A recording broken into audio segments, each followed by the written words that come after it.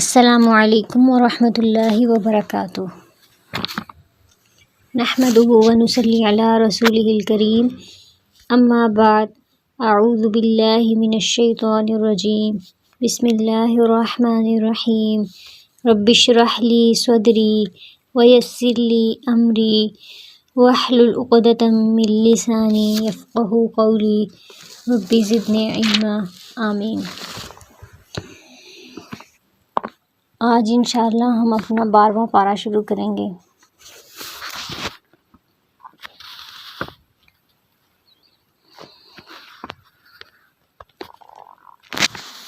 اعوذ باللہ من الشیطان الرجیم، بسم اللہ الرحمن الرحیم۔ وَمَا مِن دَابَّةٍ فِي الْأَرْضِ إِلَّا عَلَى اللَّهِ رِزْقُهَا وَيَعْلَمُ مُسْتَقَرَّهَا وَمُسْتَوْدَعَهَا كُلٌّ فِي كِتَابٍ مُبِينٍ۔ وَهُوَ الَّذِي خَلَقَ السَّمَاوَاتِ وَالْأَرْضَ فِي 6 أَيَّامٍ وَكَانَ عَرْشُهُ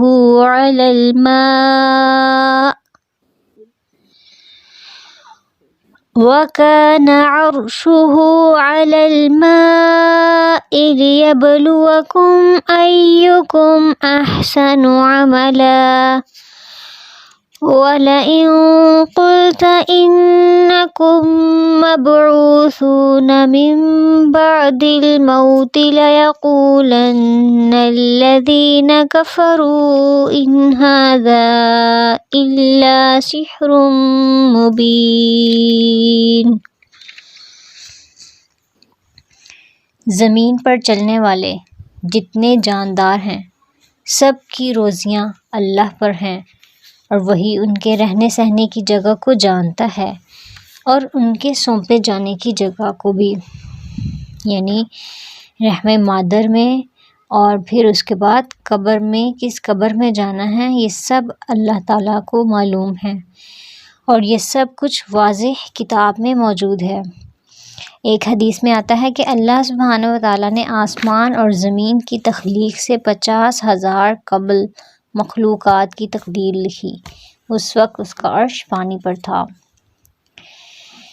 اللہ وہی ہے جس نے 6 دن میں آسمان اور زمین کو پیدا کیا اور اس کا عرش پانی پر تھا، تاکہ وہ تمہیں آزمائے کہ تم میں سے اچھے عمل کرنے والا کون ہے۔ یہاں پہ یہ نہیں کہا گیا کہ زیادہ عمل کرنے والا کون ہے، بلکہ یہ کہ اچھے عمل کرنے والا کون ہے، یعنی کسی بھی کام کو ایکسیلنس کے لیول پہ کرنے والا۔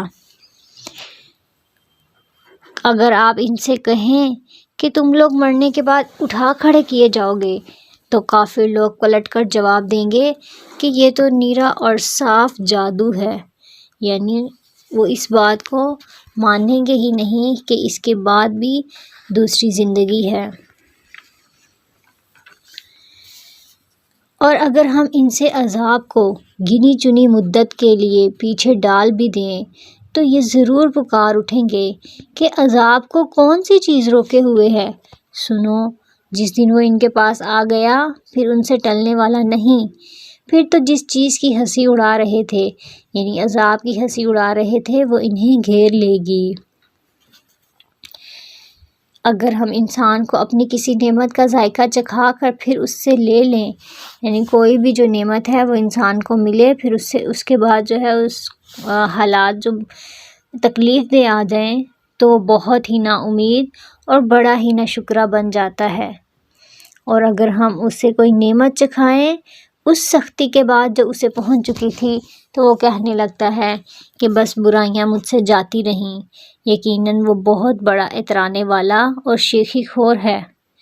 یعنی بجائے اس کے کہ وہ شکر ادا کرے کہ تکلیف دہ حالات چلے گئے ہیں، وہ تکبر کرنے لگتا ہے اور ناشکری کرنے لگ جاتا ہے۔ سوائے ان لوگوں کے جو صبر کرتے ہیں اور نیک کاموں میں لگے رہتے ہیں، انہی لوگوں کے لیے بخشش بھی ہے اور بہت بڑا نیک بدلہ بھی، یعنی جنت، بڑا بدلہ۔ تو جو ایمان والے اور نیک عمل کرنے والے ہیں اور صبر کرنے والے ہیں، ان کی حالت کیا ہوتی ہے کہ اللہ اگر ان کو کوئی نعمت دیتے ہیں تو وہ کیا کرتے ہیں، وہ اتراتے نہیں، شیخی نہیں بگاڑتے۔ صبر کا مطلب کیا ہے کہ مصیبت کے چھٹ جانے کا انتظار کرنا۔ بس شاید کہ آپ اس وحی کے کسی حصے کو چھوڑ دینے والے ہیں جو آپ کی طرف نازل کی جاتی ہے، اور اس سے آپ کا دل تنگ ہے صرف ان کی اس بات پر کہ اس پر کوئی خزانہ کیوں نہیں اترا یا اس کے ساتھ کوئی فرشتہ ہی آ جاتا۔ سن لیجئے، آپ تو صرف ڈرانے والے ہی ہیں، اور ہر چیز کا ذمہ دار اللہ ہے۔ اللہ ہی ہر چیز کا کارساز ہے۔ تو بعض اوقات مشرکین نبی صلی اللہ علیہ وسلم کو طرح طرح کی باتیں کہتے تھے کہ اس کے ساتھ کوئی فرشتہ کیوں نہیں آیا یا کوئی خزانہ کیوں نہیں اتارا گیا، تو نبی صلی اللہ علیہ وسلم کا ان باتوں سے سینہ تنگ پڑتا تھا، کیونکہ ان کے مطالبات اتنے بڑے ہوتے تھے۔ تو نبی صلی اللہ علیہ وسلم کو اللہ کی طرف سے کانفیڈنس دیا جا رہا ہے کہ آپ تو صرف اور صرف ڈرانے والے اور خبردار کرنے والے ہیں، اور ہر چیز اللہ کے ذمے ہے۔ کیا یہ کہتے ہیں کہ اس قرآن کو اسی نے گڑھا ہے؟ جواب دیجئے کہ پھر تم بھی اس کے مثل 10 صورتیں گھڑی ہوئی لے آؤ، اور اللہ کے سوا جسے چاہو اپنے ساتھ بلا لو اگر تم سچے ہو۔ یعنی یہ چیلنج دیا گیا کہ اگر تم اس کو گھڑا ہوا سمجھتے ہو تو تم خود کیوں نہیں یہ بنا لاتے؟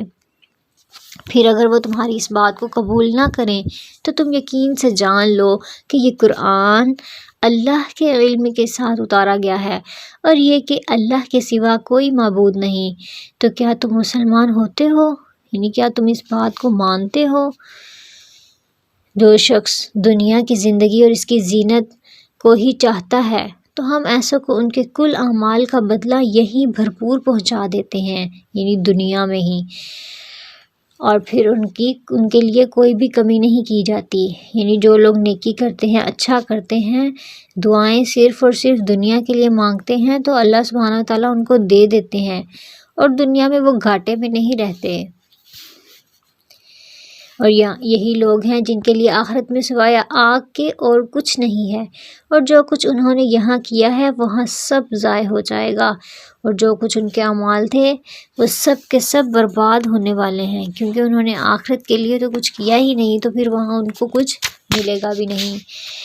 کیا وہ شخص جو اپنے رب کے پاس کی دلیل پر ہو اور اس کے ساتھ اللہ کا گواہ ہو، اور اس سے پہلے موسیٰ علیہ السلام کی کتاب جو پیشوا اور رحمت ہے، یہی لوگ ہیں جو اس پر ایمان رکھتے ہیں، اور تمام فرقوں میں سے جو بھی اس کا منکر ہو اس کے آخری وعدے کی جگہ جہنم ہے۔ بس تو اس میں کسی قسم کے شبہ میں نہ رہ، یقیناً یہ تیرے رب کی جانب سے سراسر برحق ہے، لیکن اکثر لوگ ایمان لانے والے نہیں ہیں۔ یعنی کچھ لوگ ہیں وہ کیا ہوتے ہیں، ان کے اندر اتنی خیر ہوتی ہے اور وہ بہت سا علم نہ رکھنے کے باوجود بھی اپنے رب کو پہچانتے ہیں کائنات کی نشانیوں کے ذریعے۔ تو پھر جب ان کا کتاب ہدایت سے انٹریکشن ہوتا ہے یا پھر ان کو اللہ کی کتاب میں سے وہی چیز نظر آتی ہے تو وہ اس پر ایمان لے آتے ہیں اور وہ شک میں نہیں رہتے۔ اور لیکن کچھ لوگ ایسے ہیں کہ ان کے درمیان پیغمبر بھی ہوں پھر بھی وہ نہیں مانتے۔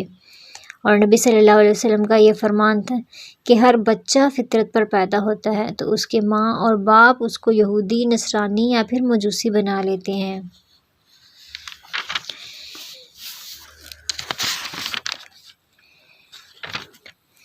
اس سے بڑھ کر ظالم کون ہوگا جو اللہ پر جھوٹ باندھے؟ یعنی وہی سب سے بڑا ظالم ہے جو اللہ پر جھوٹ باندھے۔ یہ لوگ اپنے پروردگار کے سامنے پیش کیے جائیں گے اور سارے گواہ کہیں گے کہ یہ وہ لوگ ہیں جنہوں نے اپنے رب پر جھوٹ باندھا۔ خبردار، اللہ کی لعنت ہے ظالموں پر۔ یعنی ایسی باتیں جو ہیں اللہ کی طرف منسوب کرنا جو اس نے کہی ہی نہیں، تو یہ بہت بڑا ظلم ہے۔ اس لیے کچھ بھی اگر اللہ کی نسبت کہنا ہو تو پہلے تحقیق کیجئے کہ کیا یہ بات واقعی قرآن یا حدیث سے ثابت ہے، کیا اللہ نے واقعی اس بات کا حکم دیا ہے یا یہ بات کی ہے، اس کے بعد جو ہے وہ اس بات کو کیا جائے۔ جو اللہ کی راہ سے روکتے ہیں اور اس میں کجی تلاش کرتے ہیں، یہی لوگ آخرت کے منکر ہیں۔ نہ یہ لوگ دنیا میں اللہ کو ہرا سکے اور نہ ان کا کوئی حمایتی اللہ کے سوا ہوا، ان کے لیے دگنا عذاب کیا جائے گا۔ نہ یہ سننے کی طاقت رکھتے تھے اور نہ ہی یہ دیکھتے تھے، یعنی حق بات کو نہ سنتے تھے اور نہ ہی دیکھتے تھے۔ ان لوگوں نے اپنی جانوں کو نقصان میں ڈال دیا اور سب کچھ ان سے کھو گیا جو انہوں نے گھڑ رکھا تھا، یعنی جس کی وہ عبادت کرتے تھے اللہ کے سوا، وہ سب کچھ ان سے گم ہو گئے۔ یہی لوگ آخرت میں خسارے میں ہوں گے۔ یقیناً جو لوگ ایمان لے آئے اور انہوں نے کام بھی نیک کیے اور اپنے پالنے والے کی طرف جھکتے بھی رہے، وہی جنت میں جانے والے ہیں جہاں وہ ہمیشہ ہی رہنے والے ہیں۔ یعنی اللہ سبحانہ وتعالیٰ نے دونوں راستے بتا دیے ہیں۔ اب یہ کیا ہو سکتا ہے کہ انسان اب اس میں سے جو بھی راستہ لے گا، جس راستے پہ چلے گا، پھر اسی راستے سے اپنی منزل کو پا لے گا۔ ان دونوں فرقوں کی مثال اندھے، بہرے اور دیکھنے سننے والے جیسی ہے۔ کیا یہ دونوں مثال برابر ہو سکتی ہیں؟ کیا پھر بھی تم نصیحت نہیں کرتے؟ تو یہی بتایا جا رہا ہے کہ ایک سمجھ عقل رکھنے والے کو یہ تمام مثالیں صحیح سمجھ آتی ہیں، اور اگر وہ ان باتوں کو مان لے۔ یقیناً ہم نے نوح علیہ السلام کو اس کی قوم کی طرف رسول بنا کر بھیجا کہ میں تمہیں صاف صاف ہوشیار کر دینے والا ہوں کہ تم صرف اللہ ہی کی عبادت کرو، مجھے تو تم پر دردناک دن کے عذاب کا خوف ہے۔ اس کی قوم کے کافروں کے سرداروں نے جواب دیا کہ ہم تو تجھے اپنے جیسا انسان ہی دیکھتے ہیں اور تیرے تابع داروں کو بھی ہم دیکھتے ہیں کہ یہ لوگ واضح طور پر سوائے نیچ لوگوں کے اور کوئی نہیں جو بے سوچے سمجھے تمہاری پیروی کر رہے ہیں۔ ہم تو تمہاری کسی قسم کی برتری اپنے اوپر نہیں دیکھ رہے، بلکہ ہم تو تمہیں جھوٹا سمجھ رہے ہیں۔ یعنی وہ ان کو کہتے تھے کہ تمہارے جو فالوورز ہیں وہ بڑے ہی تھرڈ کلاس لوگ ہیں، ان کا کوئی دنیاوی اسٹیٹس نہیں ہے۔ اور پھر کیا ہوا؟ نوح علیہ السلام نے کہا، میری قوم والو، مجھے بتاؤ، اگر میں اپنے رب کی طرف سے کسی دلیل پر ہوا اور مجھے اس نے اپنے پاس سے کوئی رحمت عطا کی ہوئی ہو، یعنی نبوت، پھر وہ تمہاری نگاہوں میں نہ آئی، تو کیا تم زبردستی میں تمہارے گلے میں اس کو باندھ دوں حالانکہ تم اس سے بیزار ہو؟ یعنی اگر اللہ سبحانہ وتعالیٰ نے مجھے نبوت دی ہے اور تم ہی اس کو دیکھنے سے اندھے ہو گئے ہو، تم نے اس کی قدر نہیں پہچان دی ہے، تو پھر میں تم پر زبردستی کیسے کر سکتا ہوں؟ میری قوم والو، میں تم سے اس پر کوئی مال نہیں مانگتا، میرا ثواب تو صرف اللہ کے ہاں ہے۔ نہ میں ایمانداروں کو اپنے پاس سے نکال سکتا ہوں، انہیں اپنے رب سے ملنا ہے، لیکن میں دیکھتا ہوں کہ تم لوگ جہالت کر رہے ہو۔ یعنی اسٹیٹس کانشیس تھے، انہیں لگتا تھا کہ جو لوگ زیادہ مال والے ہیں ان کا اسٹیٹس جو ہے وہ زیادہ ہے، اس لیے ہم ان غریب لوگوں کی جو نبی صلی اللہ علیہ وسلم یعنی نوح علیہ السلام کو جو مان رہے ہیں، تو ہم نہیں مانیں گے، ان کو اپنے آپ سے دور کریں۔ تو نوح علیہ السلام نے کہا، میں مومنوں کو اپنے آپ سے دور نہیں کر سکتا، اور ان کا جو مقام ہے اللہ کے ہاں ہے وہ بہت زبردست ہے۔ تو اللہ کی نگاہ میں ساری دنیا کی جو قیمت ہے وہ مچھر کے پر کے برابر بھی نہیں ہے۔ میری قوم کے لوگوں، اگر میں ان مومنوں کو اپنے پاس سے نکال دوں تو اللہ کے مقابلہ میں میری مدد کون کر سکتا ہے؟ کیا تم کچھ بھی نصیحت نہیں پکڑتے؟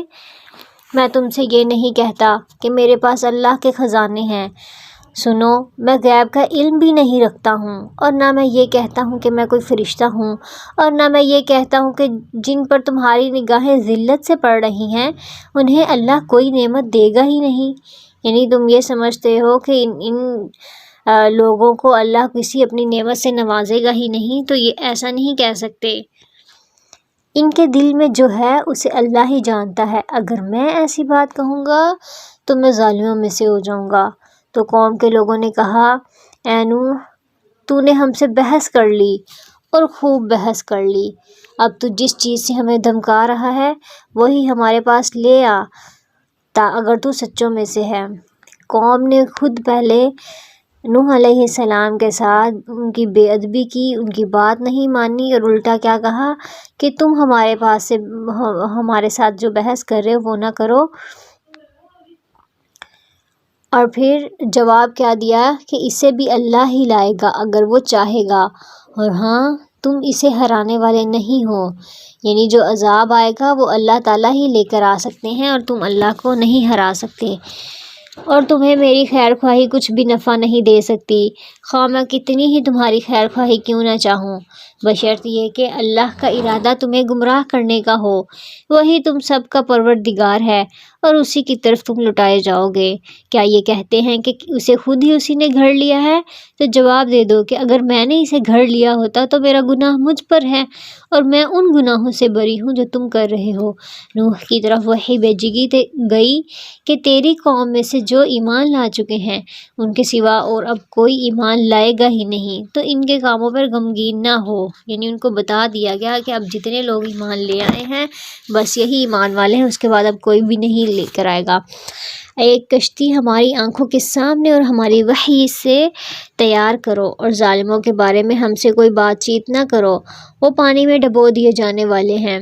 وہ نوح کشتی بنانے لگے اور ان کی قوم کے جو سردار ان کے پاس سے گزرتے تو وہ ان کا مذاق اڑاتے، یعنی کہ خشکی پر کشتی بنائی جا رہی ہے۔ وہ کہتے اگر تم ہمارا مذاق اڑاتے ہو تو ہم بھی تم پر ایک دن ہنسیں گے جیسے تم ہم پر ہنستے ہو۔ اب ہوا کیا کہ تمہیں بہت جلد معلوم ہو جائے گا کہ کس پر عذاب آتا ہے جو اسے رسوا کر دے گا اور اس پر ہمیشگی کی سزا اتر آئے گی، یہاں تک کہ جب ہمارا حکم آ پہنچا اور تنور ابلنے لگا، ہم نے کہا اس کشتی میں ہر قسم کے جانداروں میں سے جوڑے، یعنی 2 جانور، ایک نر اور ایک مادہ سوار کر لو، اور اپنے گھر کے لوگوں کو بھی سوائے ان کے جن پر پہلے سے بات پڑ چکی ہے، اور سب ایمان والوں کو بھی۔ اس کے ساتھ ایمان لانے والے بہت ہی کم تھے، یعنی نوح علیہ السلام نے 950 سال تک تبلیغ کی لیکن پھر بھی کتنے لوگ ایمان لائے؟ بہت تھوڑے تھے۔ نوح علیہ السلام نے کہا اس کشتی میں بیٹھ جاؤ، اللہ ہی کے نام سے اس کا چلنا اور ٹھہرنا ہے، یقیناً میرا رب بہت بخشنے والا اور بہت رحم کرنے والا ہے۔ تو یہ بسم اللہ مجریہا و مرساہا ان ربی لغفور رحیم، کشتی میں سوار ہوتے ہوئے، گاڑی میں سوار ہوتے ہوئے یہ جو ہے وہ پڑھ سکتے ہیں۔ وہ کشتی انہیں پہاڑوں جیسی موجوں میں لے کر جا رہی تھی۔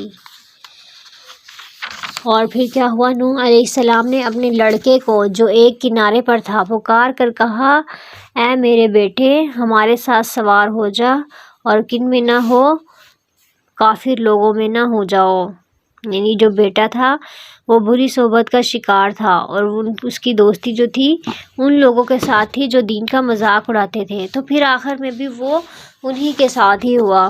پھر جو تھے ان کا باپ جو تھا اس کا وہ پیغمبر تھا، لیکن کیا ہوا اپنے اعمال کی وجہ سے وہ ان کے ساتھ بچ نہیں سکا۔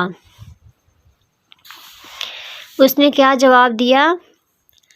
کہنے لگا میں تو کسی بڑے پہاڑ کی طرف پناہ میں آ جاؤں گا جو مجھے پانی سے بچا لے گا۔ نوح علیہ السلام نے کہا آج اللہ کے حکم سے بچانے والا کوئی نہیں، صرف وہی بچیں گے جن پر اللہ کا رحم ہوا۔ اس وقت ان دونوں کے درمیان موج حائل ہو گئی اور وہ ڈوبنے والوں میں سے ہو گیا۔ اور پھر فرما دیا گیا اے زمین اپنے پانی کو نگل جا اور اے آسمان بس کر تھم جا۔ اس وقت پانی سکھا دیا گیا اور کام پورا کر دیا گیا اور کشتی جودی نامی پہاڑ پر جا لگی، اور فرما دیا گیا کہ ظالم لوگوں پر لعنت ہو۔ نوح علیہ السلام نے پروردگار کو پکارا اور کیا کہا کہ اے میرے رب، میرا بیٹا تو میرے گھر والوں میں سے ہے، یقیناً تیرا وعدہ بالکل سچا ہے اور تو تمام حاکموں سے بہترین حاکم ہے۔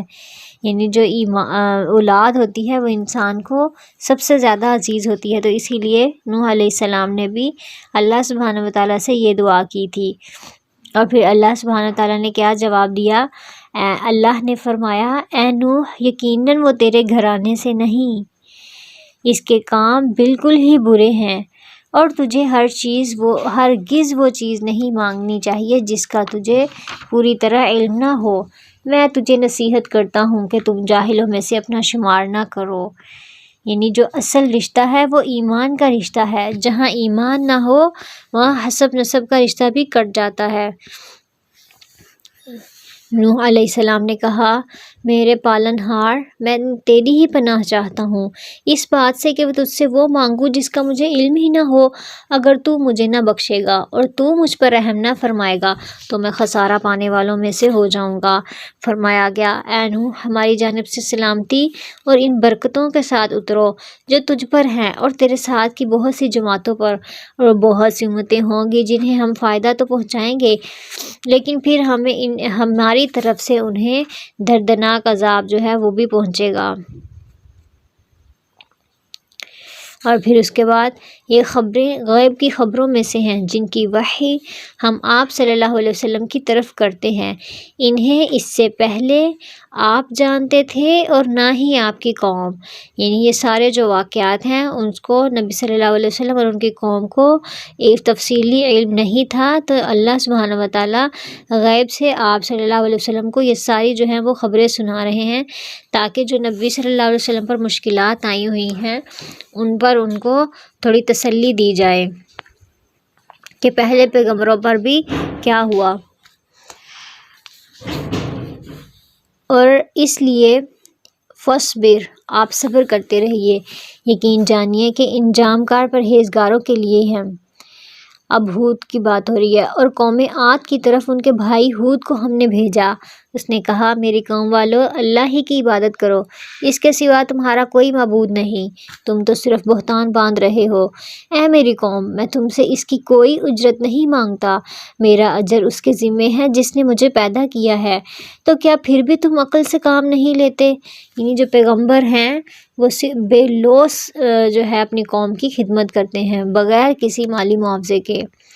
اے میری قوم کے لوگوں، تم اپنے پالنے والے سے اپنی گناہوں کی معافی طلب کرو اور اس کی جناب میں توبہ کرو، تاکہ وہ برسنے والے بادل تم پر بھیج دے اور تمہاری طاقت پر اور طاقت اور قوت بڑھا دے اور تم جرم کرتے ہوئے روگردانی نہ کرو۔ انہوں نے آگے سے کیا کہا کہ اے ہود، تو ہمارے پاس کوئی دلیل تو لایا نہیں، اور ہم صرف تیرے کہنے سے اپنے معبودوں کو چھوڑنے والے نہیں ہیں، اور نہ ہی ہم تجھ پر ایمان لانے والے ہیں۔ تو جو ہود علیہ السلام کیا اپنی قوم کو کہہ رہے ہیں کہ اپنے اللہ سے معافی مانگ لیجئے۔ تو رسول اللہ صلی اللہ علیہ وسلم نے فرمایا کہ جو آدمی یہ بات پسند کرتا ہو کہ اس کا نامہ اعمال اس کو خوش کر دے، یعنی وہ اپنا نامہ اعمال دیکھے اور وہ خوش ہو جائے، تو اسے چاہیے کہ استغفار کی کثرت کرے۔ اور پھر کیا ہوا؟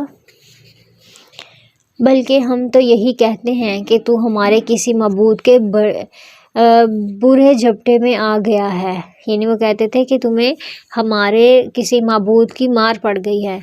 اس نے جواب دیا کہ میں اللہ کو گواہ کرتا ہوں، تم بھی گواہ رہو کہ میں تو اللہ کے سوا ان سب سے بیزار ہوں جنہیں تم شریک بنا رہے ہو۔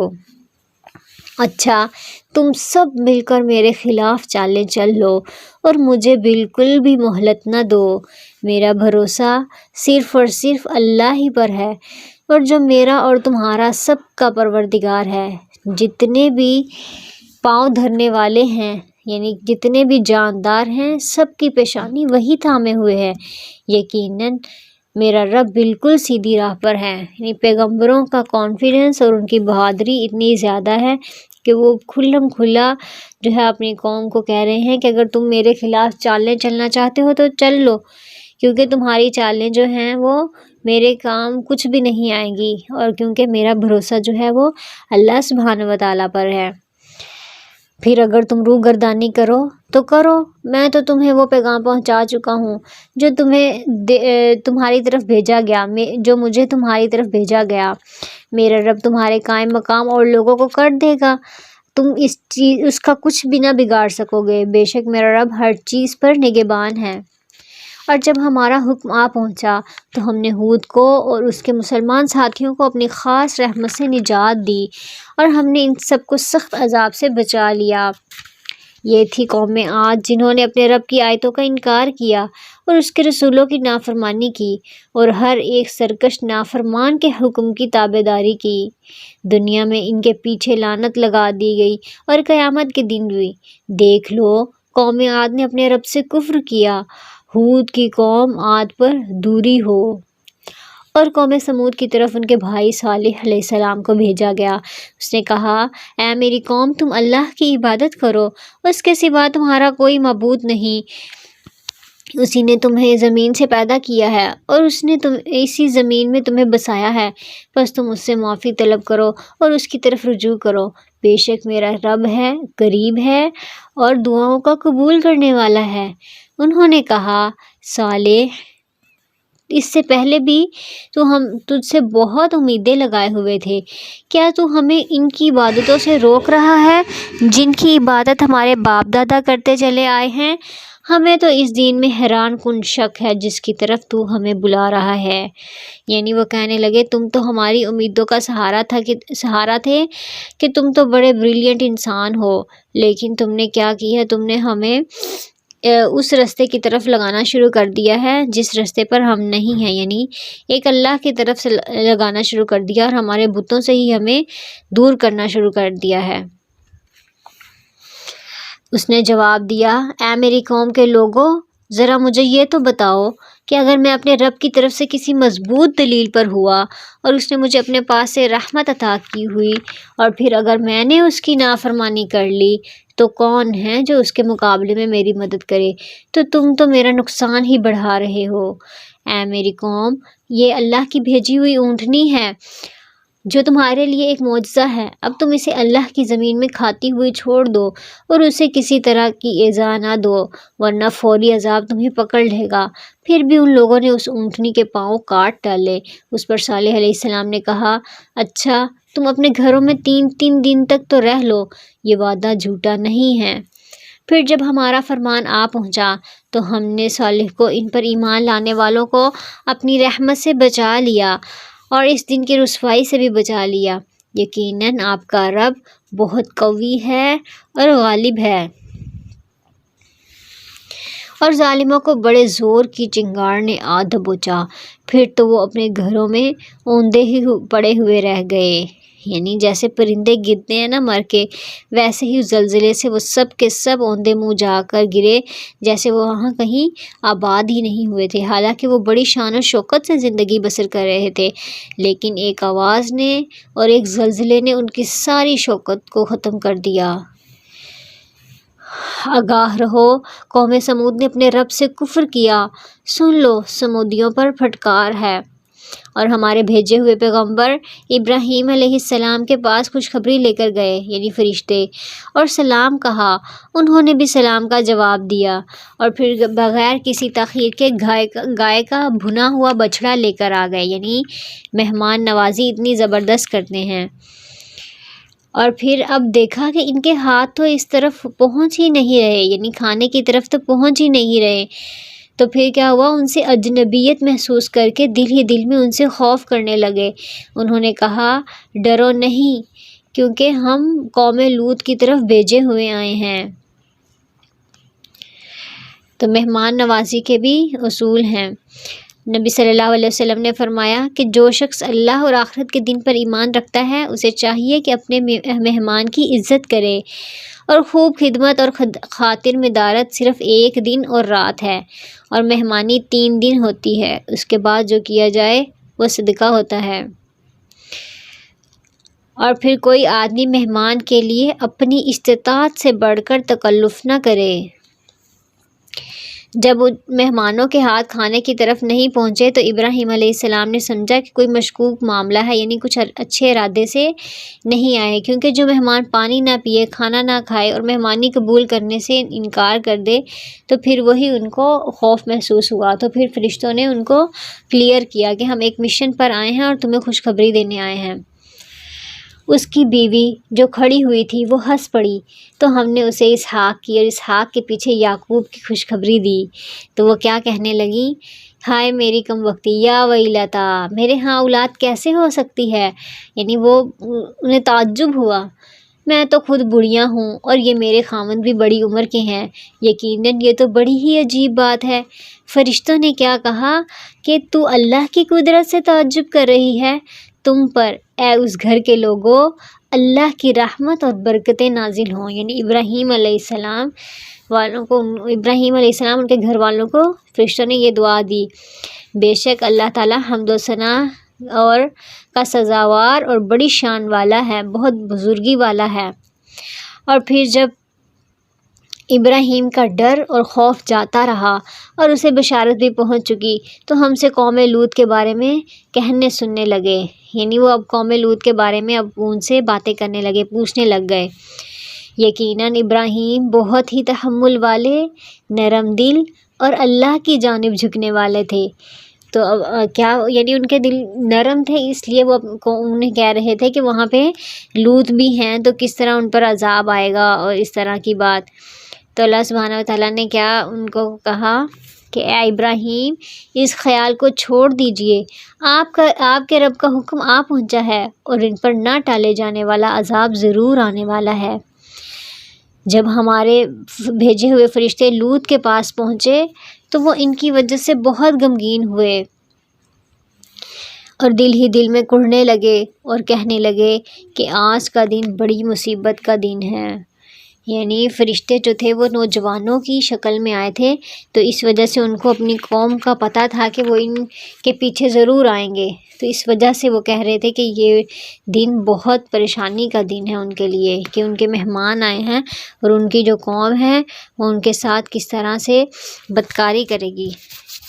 تو اس کی قوم دوڑتی ہوئی اس کے پاس آئی، وہ تو پہلے ہی بدکاریوں میں مبتلا تھی۔ لوط علیہ السلام نے کہا، اے قوم کے لوگوں، یہ ہیں میری بیٹیاں جو تمہارے لیے بہت ہی پاکیزہ ہیں، تم اللہ سے ڈرو اور مجھے میرے مہمانوں کے بارے میں رسوا نہ کرو، کیا تم میں ایک بھی بھلا آدمی نہیں؟ یعنی وہ اتنا اس چیز سے خوف زدہ تھے اور مشکل میں تھے کہ وہ انہیں کہنے لگے کہ کیا تم میں ایک بھی بھلا آدمی نہیں ہے کہ جو کچھ بھی بہترین یا صحیح کام کر سکے اور ان کے مہمانوں کو چھوڑ دیں۔ لیکن ان کی قوم کا حال کیا تھا کہ ان کو خواہشات نے اندھا کر دیا تھا اور ان کی آنکھوں پر پردہ پڑا ہوا تھا، اور ان کو صرف اور صرف اپنی خواہشات نفس کو پورا کرنے سے مطلب تھا، ان کو یہ غرض نہیں تھا کہ دین کا کیا حکم ہے۔ وہ کہنے لگے کہ تو بالکل جانتا ہے کہ ہمیں تیری بیٹیوں پر کوئی حق نہیں ہے، کہ ہم کوئی انٹرسٹڈ نہیں ہیں، اور تو ہماری اصلی چاہت سے بخوبی واقف ہے، یعنی کہ ہم ان مہمانوں کے ساتھ زبردستی کرنے آئے ہیں۔ لوط علیہ السلام نے کہا، کاش کہ مجھ میں تم سے مقابلہ کرنے کی قوت ہوتی یا میں کسی زبردست کا آسرا پکڑ پاتا۔ اور فرشتوں نے کہا، اے لوط، ہم تیرے پروردگار کے بھیجے ہوئے ناممکن ہیں، یعنی انہی باتوں کو وہ آپس میں کر رہے ہیں اور دیکھ رہے ہیں، اور پھر فرشتوں نے یہ بات لوط علیہ السلام کو کہی کہ ہم تو بھیجے ہوئے ہیں، ناممکن ہے کہ یہ تجھ تک پہنچ جائیں، بس تو اپنے گھر والوں کو لے کر کچھ رات میں نکل کھڑا ہو، تم میں سے کسی کو مڑ کر بھی نہ دیکھنا چاہیے سوائے تیری بیوی کے، اس لیے کہ اسے بھی وہی پہنچنے والا ہے جو ان سب کو پہنچے گا، یقیناً ان کے وعدے کا وقت صبح کا ہے، الیس الصبح بقریب، کیا صبح جو ہے وہ قریب نہیں ہے؟ یعنی ان پر یہ کہا گیا کہ صبح صبح جو ہے ان پر عذاب آ جائے گا، اور تم ان کو اپنی گھر والوں کو اور جو ایمان والے ہیں ان کو لے کر یہاں سے چلے جاؤ اور پیچھے مڑ کر نہیں دیکھنا۔ پھر جب ہمارا حکم آ پہنچا عذاب کا، ہم نے اس بستی کو زیر و زبر کر دیا۔ یعنی کیا ہوا، اس بستی کو اٹھا کر جبرائیل علیہ السلام آئے، پر کی ایک نوک سے پوری بستی کو اٹھا لیا اور اوپر لے گئے، اور اوپر سے جا کر الٹا اس کو نیچے پٹخا دیا گیا، اور نیچے کی زمین جو تھی ان کے سروں پر آ گئی اور وہ اس کے اندر دب گئے، اور پھر ان پر پتھر برسائے گئے۔ اور پھر جب ہمارا حکم آ پہنچا، ہم نے اس بستی کے زیر و زبر کر دیا، اوپر کا حصہ نیچے کر دیا، ان پر کنکریلے پتھر برسائے جو تہ بتہ تھے، اور ان پر نشان تھا کہ کون سا پتھر کس پر لگے گا۔ تو یہ ان کی اس قوم کو اس بدکاری کی سزا تھی۔ مُّسَوَّمَةً عِندَ رَبِّكَ وَمَا هِيَ مِنَ الظَّالِمِينَ بِبَعِيدٍ، تیرے رب کی طرف سے نشاندار تھے، وہ ان ظالموں سے کچھ بھی دور نہ تھے۔ یعنی اپنے غلط عمل کی وجہ سے ان پر اتنا سخت قسم کا جو ہے وہ عذاب آیا تھا۔ اور ہم نے مدین والوں کی طرف ان کے بھائی شعیب کو بھیجا، اس نے کہا اے میری قوم، اللہ کی عبادت کرو، اس کے سوا تمہارا کوئی معبود نہیں، اور تم ناپ تول میں بھی کمی نہ کرو، میں تو تمہیں آسودہ حال دیکھ رہا ہوں، اور مجھے تم پر گھیرنے والے دن کا عذاب کا خوف ہے۔ اے میری قوم، ناپ تول انصاف کے ساتھ پوری کرو، لوگوں کو ان کی چیزیں کم نہ دو، اور زمین میں فساد نہ اور خرابی نہ کرو۔ اللہ کا حلال کیا ہوا جو بچ رہے تمہارے لیے بہت ہی بہتر ہے اگر تم ایمان والے ہو، میں تم پر کچھ نگہبان نہیں ہوں۔ انہوں نے جواب دیا کہ اے شعیب، کیا تیری نماز تجھے یہی حکم دیتی ہے؟ کیا حکم دیتی ہے کہ ہم اپنے باپ دادوں کا جو دین ہے، یعنی ان کے معبود ہیں، ان کو چھوڑ دیں، اور ہم اپنے مالوں میں جو کچھ چاہیں اس کا کرنا بھی چھوڑ دیں؟ تو بڑا ہی وقار اور نیک چلن آدمی ہے۔ یعنی انہوں نے ان کو نماز کا طعنہ دیا، کہ نماز کا یہ طعنہ دیا کہ تم ایک اللہ کی عبادت کرتے ہو، تو پھر اس کے بعد جو ہے ہم اپنے نماز جو ہے تمہاری یہ کہتی ہے کہ ہم اپنے بڑوں کی بات نہ مانیں، تو ہم اپنے بڑوں کے معبودوں کو ہی چھوڑ دیں، اور پھر اس کے بعد تم ہمیں فیئر ڈیلنگ کا کہتے ہو کہ مال میں دھوکہ دہی نہ کرو، تو ہمارا نفع کیسے آئے گا؟ تم بڑے کہیں اچھے آئے ہو، تمہیں کیا ہو گیا ہے کہ تم ایسی باتیں کرنے لگے ہو؟ تو انہوں نے کیا کہا، اے میری قوم، دیکھو تو اگر میں اپنے رب کی طرف سے روشن دلیل لیے ہوئے ہوں، اور اس نے مجھے اپنے پاس سے بہترین روزی دی ہوئی ہے، تو میرا یہ ارادہ بالکل نہیں کہ تمہارے خلاف کر کے خود اس چیز میں جھک جاؤں جس سے تمہیں روک رہا ہوں۔ یعنی ایسا نہیں ہے کہ میں تمہیں تو تبلیغ کروں لیکن میں خود اسی کام میں رہوں، میرا ارادہ تو اصلاح کرنے کا ہے، اور میری توفیق تو اللہ ہی کی مدد سے ہے، اسی پر میرا بھروسہ ہے اور اسی کی طرف میں رجوع کرتا ہوں۔ اور اے میری قوم کے لوگوں، کہیں ایسا نہ ہو کہ تمہیں میری مخالفت ان عذابوں کا مستحق بنا دے جو قوم نوح، قوم ہود اور قوم صالح کو پہنچے ہیں، اور قوم لوط تو تم سے کچھ بھی دور نہیں۔ وَاسْتَغْفِرُوا رَبَّكُمْ ثُمَّ تُوبُوا إِلَيْهِ إِنَّ رَبِّي رَحِيمٌ وَدُودٌ، تمہیں اپنے رب سے استغفار کرنا چاہیے اور اس کی طرف توبہ کرنی چاہیے، اور پھر یقین مانو کہ میرا رب بڑی مہربانی کرنے والا اور بہت محبت کرنے والا ہے۔ انہوں نے کہا اے شعیب، تیری اکثر باتیں تو ہماری سمجھ میں ہی نہیں آتی ہیں، اور ہم تو تجھے اپنے اندر بہت کمزور پاتے ہیں، اگر تیرے قبیلے کا خیال نہ ہوتا تو ہم تجھے سنگسار کر دیتے، یعنی پتھر مار کر ہلاک کر دیتے۔ یعنی اتنی بڑی جو ہے ان کو دھمکی دے رہے ہیں، اور ہم تجھے کوئی حیثیت والی ہستی نہیں گنتے۔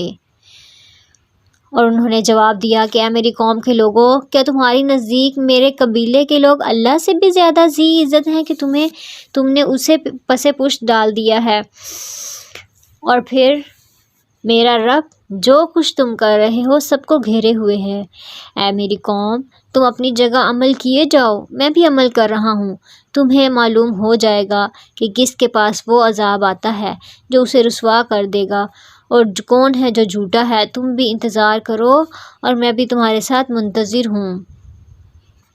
ہمارا حکم آ پہنچا جب تو ہم نے شعیب کو اور ان کے ساتھ تمام مومنوں کو اپنی خاص رحمت سے نجات دی، اور ظالموں کو سخت چنگاڑ کے عذاب نے دھر بوچا، یعنی ایسی چیخ آئی کہ ان کے دل پارا پارا ہو گئے، ان کی موت واقع ہو گئی۔ اور پھر اس کے بعد زلزلہ آیا جس سے وہ اپنے گھروں میں اوندھے پڑے ہوئے ہو گئے، گویا کہ وہ ان گھروں میں کبھی بسے ہی نہ تھے۔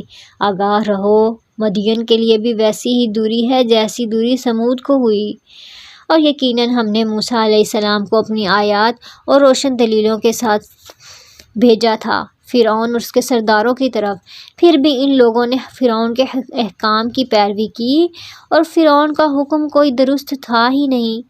وہ تو قیامت کے دن اپنی قوم کا پیش رو یعنی لیڈر ہو کر ان سب کو دوزخ میں جا کر کھڑا کر دے گا۔ یعنی کچھ لیڈرز ایسے ہوتے ہیں جو کہ بھلائی کے لیڈرز نہیں، یعنی برائی کے علمبردار ہوتے ہیں، تو وہ لوگ جو ہیں وہ اپنے ساتھ اپنی قوم کو بھی جہاں وہ جائیں گے وہاں ہی اپنی قوم کو بھی لے کر جائیں گے۔ تو وہ قیامت کے دن اپنی قوم کا پیش رو ہوگا اور ان سب کو دوزخ میں جا کھڑا کرے گا۔ وہ بہت ہی بری گھاٹ ہے جس پر وہ لا کھڑے کیے جائیں گے۔ ان پر تو اس دنیا میں بھی لعنت چپکا دی گئی اور قیامت کے دن برا انعام دیا گیا۔ بستیوں کی یہ بعض خبریں جنہیں ہم تیرے سامنے بیان فرما رہے ہیں، ان میں سے بعض تو موجود ہیں اور بعض تو کٹ گئی ہیں۔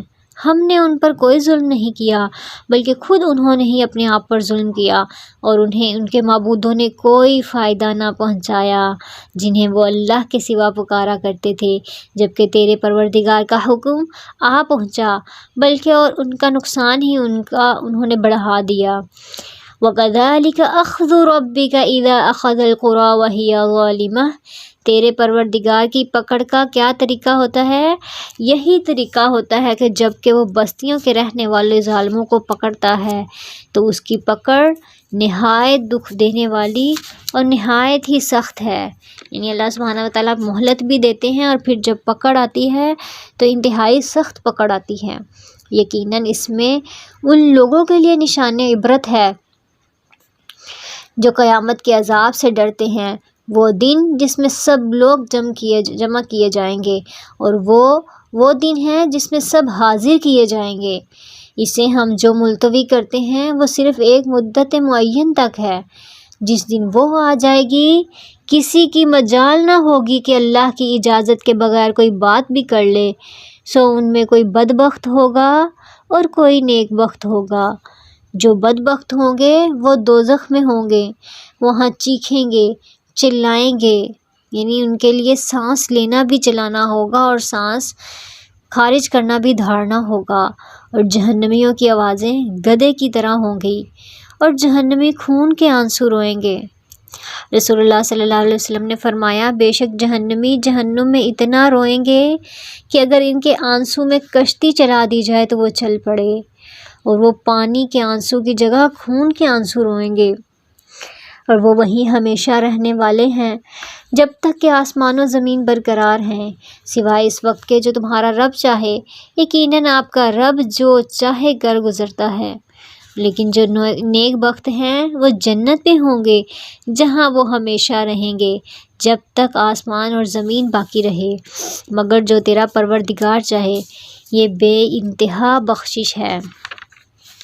اس لیے جو ہے آپ ان لوگوں کے ساتھ شک و شبہ میں نہ رہیں کہ جن کو یہ لوگ عبادت کر رہے ہیں، ان کی عبادت تو اسی طرح ہے جس طرح ان کے باپ دادوں کی اس سے پہلے تھی۔ ہم ان سب کو ان کا پورا پورا حصہ بغیر کسی کمی کے دینے ہی والے ہیں، یعنی جتنا جس کا جو عذاب بنتا ہے وہ ان کو مل کر ہی رہے گا۔ یقیناً ہم نے موسیٰ علیہ السلام کو کتاب دی، پھر اس میں اختلاف کیا گیا۔ اگر پہلے ہی آپ کے رب کی بات صادر نہ ہو گئی ہوتی تو یقیناً ان کا فیصلہ کر دیا جاتا، یعنی اگر اللہ نے ان کے لیے عذاب کا پہلے وقت مقرر نہ کیا ہوتا تو انہیں فوراً ہی ہلاک کر دیا جاتا، تو انہیں اس میں تو سخت شبہ ہے۔ یقیناً ان میں سے ہر ایک جب ان کے روبرو آ جائے گا تو آپ کا رب اسے اس کے اعمال کا پورا پورا بدلہ دے گا، بے شک وہ جو کر رہے ہیں ان سے وہ باخبر ہے۔ فَاسْتَقِمْ كَمَا أُمِرْتَ وَمَنْ تَابَ مَعَكَ وَلَا تَطْغَوْا إِنَّهُ بِمَا تَعْمَلُونَ بَصِيرٌ۔ یقیناً آپ جمے رہیے جیسا کہ آپ کو حکم دیا گیا ہے، اور وہ لوگ بھی جو آپ کے ساتھ توبہ کر چکے ہیں۔ خبردار تم حد سے نہ بڑھنا، اللہ تمہارے تمام اعمال دیکھ رہا ہے۔ دیکھو ظالموں کی طرف ہرگز نہ جھکنا، یعنی ان کی طرف ذرا بھی اٹریکٹ نہیں ہونا جو لوگ برے کام کر رہے ہیں، ورنہ تمہیں بھی دوزخ کی آگ لگ جائے گی، اور اللہ کے سوا اور تمہارا مددگار نہ کھڑا ہو سکے گا اور نہ تم مدد دیے جاؤ گے۔ یہ اتنی سخت بات تھی کہ نبی صلی اللہ علیہ وسلم نے کیا فرمایا کہ مجھے سورہ ہود اور اس جیسی صورتوں نے بوڑھا کر دیا۔ دن کے دونوں سروں میں نماز برپا رکھو اور رات کی کئی ساعتوں میں بھی، یقیناً نیکیاں برائیوں کو دور کر دیتی ہیں۔ ان الحسنات یذہبن السیئات، یعنی جیسے جیسے انسان جو ہے وہ کچھ بھی نیکی کا کام کرتا ہے تو اس سے وہ برائی جو ہے دوسری ختم ہوتی جاتی ہے۔ جیسے کہ ایک نماز ادا کریں تو دوسری نماز جب ادا کرتے ہیں تو ان دونوں کے درمیان والے گناہ معاف ہو جاتے ہیں۔ اور پھر یہ نصیحت ہے، نصیحت پکڑنے والوں کے لیے، وَاصْبِرْ فَإِنَّ اللَّهَ لَا يُضِيعُ أَجْرَ الْمُحْسِنِينَ، آپ صبر کرتے رہیے، یقیناً اللہ نیکی کرنے والوں کا اجر ضائع نہیں کرتا۔ بس کیوں نہ تم سے پہلے زمانے کے لوگوں میں سے ایسے اہل خیر لوگ ہوتے جو زمین میں فساد پھیلانے سے روکتے، سوائے ان چند کے جنہیں ہم نے ان میں سے نجات دی تھی۔ ظالم لوگ تو اس چیز کے پیچھے پڑ گئے جس میں انہیں آسودگی دی تھی، یعنی ان کے ساتھ بھلا کیا گیا تھا لیکن وہ اسی میں ہی پڑ گئے تھے اور وہ گنہگار تھے۔ آپ کا رب ایسا نہیں کہ کسی بستی کو ظلم سے ہلاک کر دے اور وہاں کے لوگ نیکوکار ہوں۔ ایسا نہیں ہو سکتا کہ اللہ سبحانہ و تعالیٰ اگر کوئی غلط کام کرے ہی نہ اور انہیں پکڑ لے، اور اگر آپ کا پروردگار چاہتا تو سب لوگوں کو ایک ہی راہ پر ایک گروہ کر دیتا، وہ تو برابر اختلاف کرنے والے ہی رہیں گے۔ بجز ان کے جن پر آپ کا رب رحم فرمائے، انہیں اسی لیے پیدا کیا گیا ہے، اور آپ کے رب کی یہ بات پوری ہے کہ میں جہنم کو جنوں اور انسانوں سے پر کروں گا۔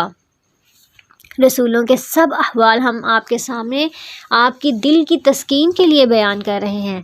آپ کے پاس اس صورت میں بھی حق پہنچ چکا، وہ جو نصیحت ہے اور واعظ ہے مومنوں کے لیے۔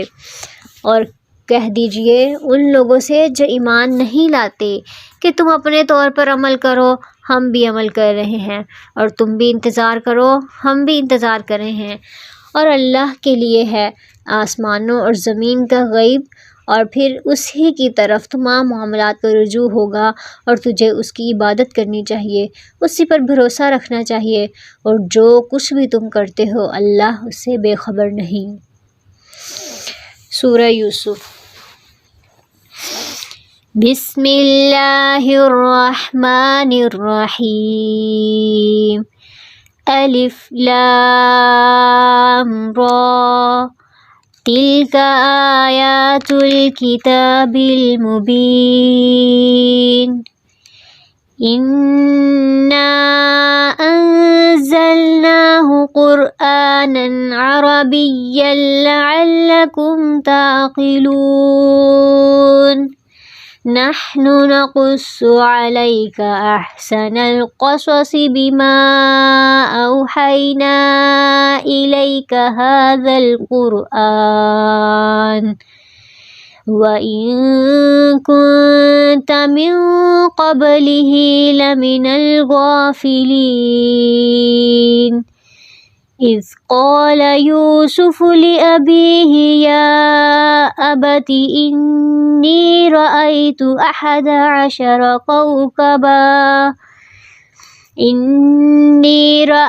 11 كوكبا والشمس والقمر رأيتهم لي ساجدين، قال يا بني لا تقصص رؤياك على إخوتك فيكيدوا لك كيدا، إن الشيطان للإنسان عدو مبين۔ ایک اور صبر کی داستان سورہ یوسف میں جو ہے وہ قصے کے طور پر سنائی گئی۔ شروع اللہ کے نام سے جو بڑا مہربان نہایت رحم والا ہے۔ الف لام را، یہ روشن کتاب کی آیتیں ہیں۔ یقیناً ہم نے اس کو قرآن عربی میں نازل فرمایا ہے کہ تم سمجھ سکو۔ ہم آپ کے سامنے بہترین قصہ بیان کر رہے ہیں اس وجہ سے کہ ہم نے آپ کی جانب یہ قرآن وحی کے ذریعے نازل کیا ہے، اور یقیناً آپ اس سے پہلے بے خبروں میں سے تھے۔ اور پھر جب یوسف علیہ السلام نے اپنے باپ سے ذکر کیا کہ اے ابا جان، میں نے 11 ستاروں اور سورج چاند کو دیکھا کہ وہ سب مجھے سجدہ کر رہے ہیں، تو کیا ہوا؟ یعقوب علیہ السلام نے کہا، اے میرے بیٹے، اپنے اس خواب کا ذکر اپنے بھائیوں سے نہ کرنا۔ کیوں؟ ایسا نہ ہو کہ وہ تیرے ساتھ کوئی فریب کاری کریں، کیونکہ شیطان تو انسان کا کھلا دشمن ہے۔ تو یعقوب علیہ السلام اپنے بیٹے کو نصیحت کر رہے ہیں کہ جب کسی کے شر سے بچنا ہو تو ان کے لیے پھر برائیاں بیان کرنے کی بجائے مختصر طریقے پر اس کو نصیحت کر دینی چاہیے۔ اور یہ بھی بات پتہ چلتی ہے کہ نعمت جب تک پوری نہ ہو جائے اس کا اظہار نہیں کرنا چاہیے، یعنی نعمت کو چھپا سکتے ہیں جب تک کہ وہ خود ظاہر نہ ہو جائے۔ کیونکہ یہ حادثات سے بچنے کے لیے کیا جا سکتا ہے۔ اور پھر اسی طرح تجھے تیرا پروردگار برگزیدہ کر لے گا، یعنی چن لے گا، اور تجھے معاملہ فہمی بھی سکھائے گا اور اپنی نعمت تجھ پر پوری کرے گا، اور یعقوب کے گھر والوں پر بھی، جیسا کہ اس نے اس سے پہلے تیرے دادا اور پردادا یعنی ابراہیم اور اسحاق پر بھی اپنی نعمت کو پورا کیا، یعنی ان کو بھی کیا دیا تھا؟ نبوت دی گئی تھی۔ یقیناً تیرا رب بڑے علم والا اور زبردست حکمت والا ہے۔ یقیناً یوسف اور اس کے بھائیوں میں سوال کرنے والوں کے لیے، دریافت کرنے والوں کے لیے بڑی نشانیاں ہیں۔ ابھی خواب کی جو تعبیر یعقوب علیہ السلام نے یوسف علیہ السلام کو بتائی، یقیناً جب انہوں نے یہ کہا کہ یوسف اور اس کا بھائی بنسبت ہمارے باپ کو بہت زیادہ پیارے ہیں، حالانکہ ہم طاقتور جماعت ہیں، کوئی شک نہیں کہ ہمارے ابا صریح غلطی پر ہیں، یعنی وہ 2 ماؤں کی اولاد تھے، تو انہوں نے کیا کہا کہ زیادہ جو محبوب ہیں وہ ہمارے باپ کو یوسف اور اس کا بھائی ہیں۔ تو پھر اسی طرح یہ رشتوں میں جب ان کو اس طرح لگا تو انہوں نے یہ قدم اٹھایا، یوسف کو تو مار ہی ڈالو یا اسے کسی نامعلوم جگہ پر پھینک دو کہ تمہارے والد کا رخ صرف تمہاری طرف ہی ہو جائے، اس کے بعد تم نیک ہو جانا۔ یعنی انہوں نے کیا کیا کہ اتنی بڑی بات کہی کہ ان کو جو ہے اور یہ کیا تھا؟ حسد کی وجہ سے کی گئی تھی کہ جب کوئی بھی کسی کی طرف زیادہ اٹریکٹ ہوتا ہے یا کسی سے زیادہ محبت کرتا ہے تو پھر اس کے بعد کیا ہوتا ہے کہ جو حاسد لوگ ہیں وہ ان سے اس نعمت کو چھیننے کے لیے جو مرضی بھی کر سکتے ہیں اور اس کے لیے حد سے آگے بھی بڑھ سکتے ہیں۔ ان میں سے ایک نے کہا، یوسف کو قتل نہ کرو بلکہ اسے کسی اندھے کنویں کی تہہ میں ڈال آؤ کہ اسے کوئی آتا جاتا قافلہ اٹھا کر لے جائے، اگر تمہیں کرنا ہی ہے تو یوں کرو۔ اب یہ آپس میں جو ہے وہ پلاننگ کر رہے ہیں۔ کیا پلاننگ کر رہے ہیں کہ کوئی کہہ رہا ہے اس کو قتل کر دو اور کوئی کہہ رہا ہے کہ کنویں میں گرا دو۔ انہوں نے کہا، ابا جان، آخر آپ یوسف علیہ السلام کے بارے میں ہم پر اعتبار کیوں نہیں کرتے؟ ہم تو اس کے خیر خواہ ہیں۔ یعنی یہ بھی لوگ وہی ہیں جو دل میں کچھ ہے اور زبان پہ کچھ۔ کل آپ اسے ضرور ہمارے ساتھ بھیج دیے، ہمارے ساتھ یہ خوب کھائے پیے اور کھیلے، اور اس کی حفاظت کے ہم خود ذمہ دار ہیں۔ یعقوب علیہ السلام نے کہا، اسے تمہارا لے جانا مجھے تو سخت صدمہ دے گا، اور مجھے یہ بھی ڈر رہے گا کہ کہیں تمہاری غفلت میں اسے بھیڑیا ہی نہ کھا جائے۔ انہوں نے جواب دیا کہ ہم جیسی زور آور جماعت کی موجودگی میں اگر اسے بھیڑیا کھا جائے تو ہم تو بڑے ہی نکمے ہوئے۔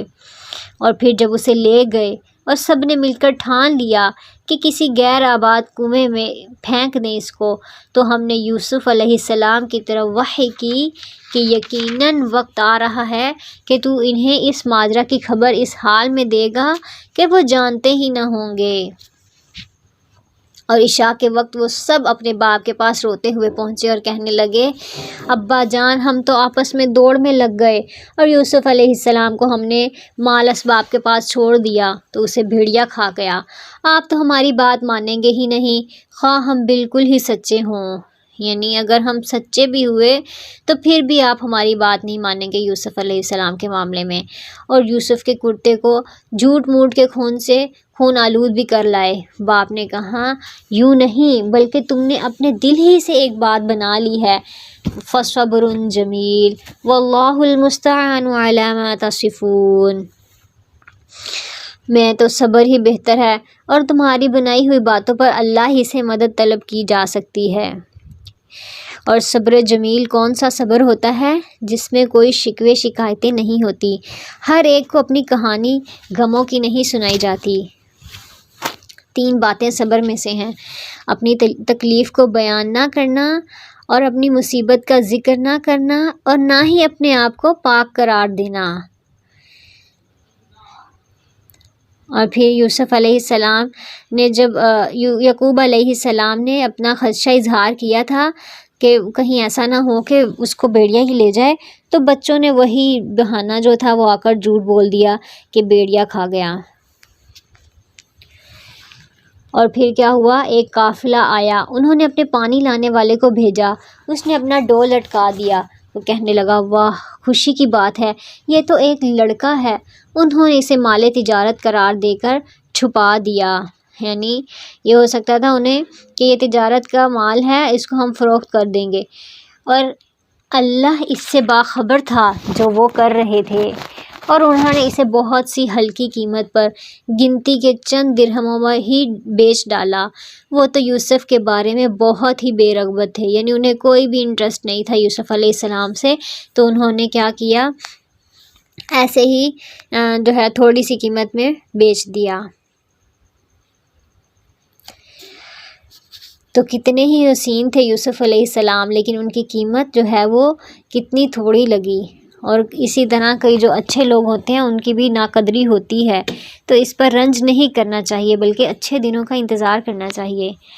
اور مصر والوں میں سے جس نے اسے خریدا تھا، اس نے اپنی بیوی سے کہا کہ اسے بہت عزت اور احترام کے ساتھ رکھو، بہت ممکن ہے کہ یہ ہمیں فائدہ پہنچائے، یا پھر اسے ہم اپنا بیٹا ہی بنا لیں۔ یوں ہم نے مصر کی سرزمین میں یوسف علیہ السلام کا قدم جما دیا کہ ہم اسے خواب کی تعبیر کا کچھ علم سکھا دیں۔ اللہ اپنے ارادے پر غالب ہے، لیکن اکثر لوگ اس بات کا علم نہیں رکھتا۔ اور جب یوسف علیہ السلام پختگی کی عمر کو پہنچ گئے تو ہم نے انہیں قوت فیصلہ دیا اور علم دیا، اور ہم نیکوکاروں کو اسی طرح کا ہی بدلہ دیتے ہیں۔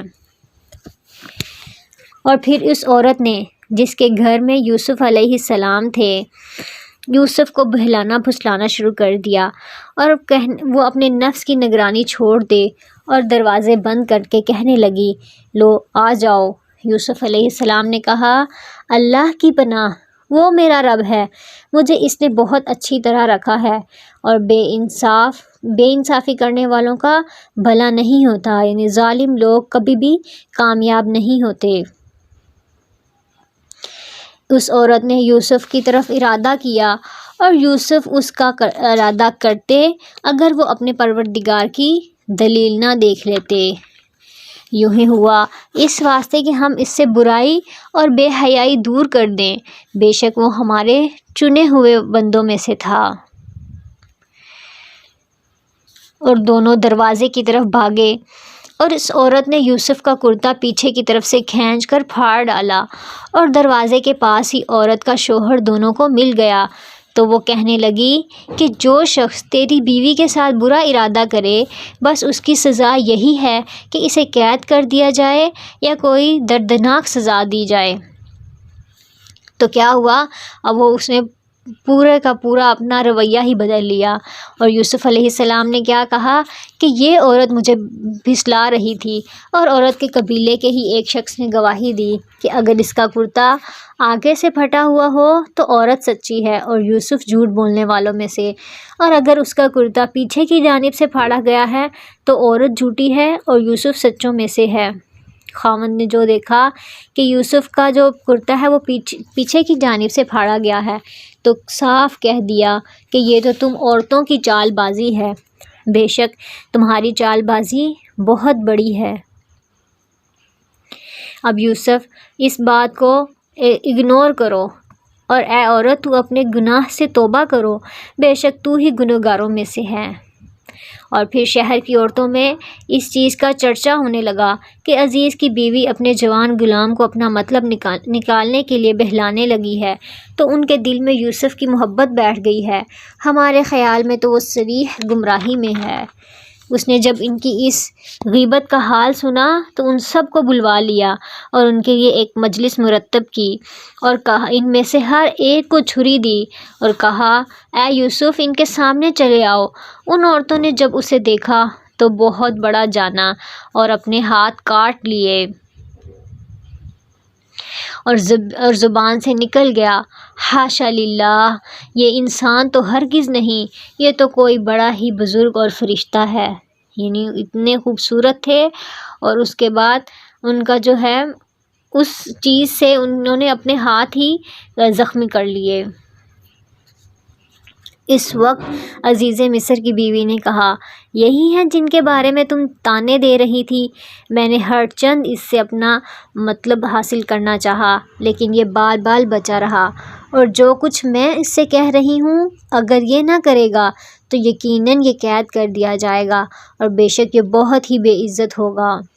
تو یوسف علیہ السلام نے کیا کہا، رب السجن احب الی مما یدعوننی الیہ وَإِلَّا تَصْرِفْ عَنِّي كَيْدَهُنَّ أَصْبُ إِلَيْهِنَّ وَأَكُن مِّنَ الْجَاهِلِينَ۔ اے میرے پروردگار، جس بات کی طرف یہ عورتیں مجھے بلا رہی ہیں اس سے تو مجھے جیل کھانا بہت پسند ہے، اور اگر تو نے ان کا فن و فریب مجھ سے دور نہ کیا تو میں ان کی طرف مائل ہو جاؤں گا اور بالکل نادانوں سے جا ملوں گا۔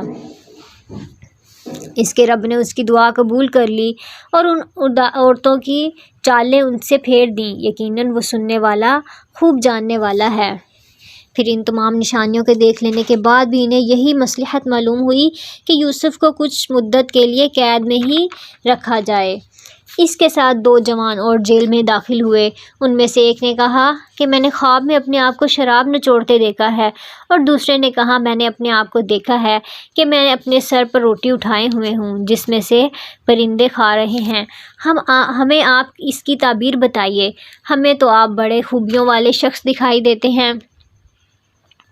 یوسف علیہ السلام نے کہا کہ جو کھانا تمہیں دیا جاتا ہے اس کے تمہارے پہنچنے سے پہلے ہی میں تمہیں تعبیر بتا دوں گا، یہ سب اس علم کی بدولت ہے جو مجھے میرے رب نے دیا، اور پھر میں نے ان لوگوں کا مذہب چھوڑ دیا، یعنی میں ان کے مذہب پہ نہیں ہوں جو اللہ پر ایمان نہیں رکھتے اور آخرت پر کے بھی انکاری ہیں۔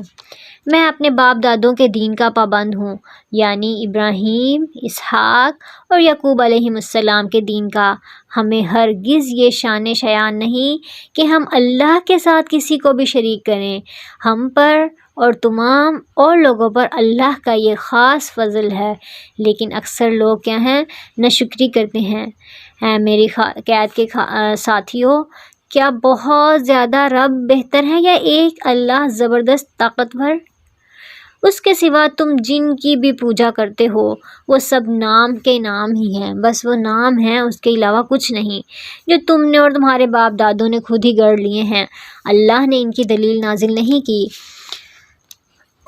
ان الحکم الا للہ، فرما روائی تو صرف اللہ ہی کی ہے، حکم تو اللہ ہی کا ہے، اسی کا ہی فرمان ہے کہ تم سوائے اس کے کسی اور کی عبادت نہ کرو، یہی دین درست ہے، لیکن اکثر لوگ نہیں جانتے۔ اے میرے قید کے رفیقو، تم دونوں میں سے ایک تو اپنے بادشاہ کو شراب پلانے پر مقرر ہو جائے گا، لیکن دوسرا جو ہے وہ سولی پر چڑھایا جائے گا اور پرندے اس کا سر نوچ نوچ کر کھائیں گے۔ تم دونوں جس بارے میں تحقیق کر رہے تھے اس کام کا فیصلہ کر دیا گیا ہے، اور جس کی نسبت یوسف علیہ السلام کا گمان تھا کہ ان دونوں میں سے چھوٹ جائے گا، اس سے کیا کہا کہ اپنے بادشاہ سے میرا بھی ذکر کر دینا، کہ پھر اسے شیطان نے اپنے بادشاہ سے ذکر کرنا بھلا دیا، اور پھر یوسف علیہ السلام کئی سال قید خانے میں ہی رہے۔ رسول اللہ صلی اللہ علیہ وسلم نے فرمایا، مجھے اپنے بھائی یوسف کے صبر اور کشادہ دلی پر بڑا تعجب ہے، اللہ ان کو معاف فرمائے۔ ان کے پاس ایک آدمی آیا تاکہ وہ باہر نکل سکیں، لیکن وہ اس وقت تک نہ نکلے جب تک ان پر جو الزام تھا اس کی وضاحت نہ کر دی گئی۔ بادشاہ نے کہا، میں نے خواب میں دیکھا ہے کہ 7 موٹی تازہ فربہ گائیں ہیں اور جن کو 7 لاغر دبلی پتلی گائیں کھا رہی ہیں، اور 7 بالیاں ہیں ہری ہری اور دوسری 7 بالکل خشک۔ اے درباریوں، میرے اس خواب کی تعبیر بتلاؤ اگر تم خواب کی تعبیر دے سکتے ہو۔ انہوں نے جواب دیا کہ یہ تو اڑتے اڑاتے پریشان خواب ہیں، اور ایسے پریشان خوابوں کی تعبیر جاننے والے ہم نہیں ہیں۔ ان دونوں قیدیوں میں سے جو رہا ہوا تھا اسے اتنی مدت کے بعد یاد آ گیا اور کہنے لگا، میں تمہیں اس کی تعبیر بتلاؤں گا، بس مجھے جانے کی اجازت دیجیے۔ اے یوسف، اے بہت بڑے سچے یوسف، آپ ہمیں اس خواب کی تعبیر بتلائیے کہ 7 موٹی تازی گائیں جنہیں 7 دبلی پتلی گائیں کھا رہی ہیں، اور 7 بالکل سبز کھوشے ہیں، اور 7 ہی دوسرے بھی بالکل خشک ہیں، تاکہ میں واپس جا کر ان لوگوں سے کہوں کہ وہ سب کچھ جان لیں۔ یوسف علیہ السلام نے جواب دیا کہ تم 7 سال تک پے در پہ لگاتار حسب عادت غلہ بویا کرنا اور فصل کاٹ کر اس بالیوں سمیت ہی رہنے دینا، سوائے اپنے کھانے کی تھوڑی سی مقدار کے۔ اس کے بعد 7 سال نہایت سخت قحط کے آئیں گے، وہ اس غلے کو کھا جائیں گے جو تم نے ان کے لیے ذخیرہ رکھ چھوڑا تھا، سوائے اس تھوڑے سے جو تم روک رکھتے ہو۔ اور اس کے بعد جو سال آئے گا اس میں لوگوں پر خوب بارش برسائی جائے گی، اور اس میں خوب شیرہ انگور بھی نچوڑیں گے۔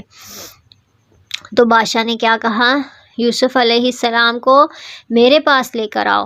جب قاصد یوسف علیہ السلام کے پاس پہنچا تو انہوں نے کہا، اپنے بادشاہ کے پاس واپس جاؤ اور اس سے پوچھو کہ ان عورتوں کا حقیقی واقعہ کیا ہے جنہوں نے اپنے ہاتھ کاٹ لیے تھے۔ ان کے حیلے کو اللہ جاننے والا ہے، ان کی چال کو۔ بادشاہ نے پوچھا، اے عورتوں، اس وقت کا صحیح واقعہ کیا ہے جب تم اپنی چالوں میں یوسف کو اس کی دلی منشا سے بہکانا چاہتی تھیں؟ انہوں نے صاف جواب دیا کہ معاذ اللہ، ہم نے یوسف میں کوئی برائی نہیں دیکھی۔ تو پھر عزیز کی بیوی بھی بول اٹھی کہ اب تو سچی بات آ گئی ہے، میں نے ہی اسے ورگلایا تھا، یقیناً وہ سچوں میں سے ہے۔ یوسف علیہ السلام نے کہا، یہ اس واسطے کہ عزیز جان لے کہ میں نے اس کی پیٹھ پیچھے اس کی خیانت نہیں کی، اور یہ بھی کہ اللہ خیانت کرنے والوں کی چال کو چلنے نہیں دیتا۔ تو جو پیغمبر ہوتے ہیں وہ ان چالوں سے، خیانت سے اور ہر برے کاموں سے دور ہوتے ہیں۔ تو 12واں سپارہ ہمارا مکمل ہوا۔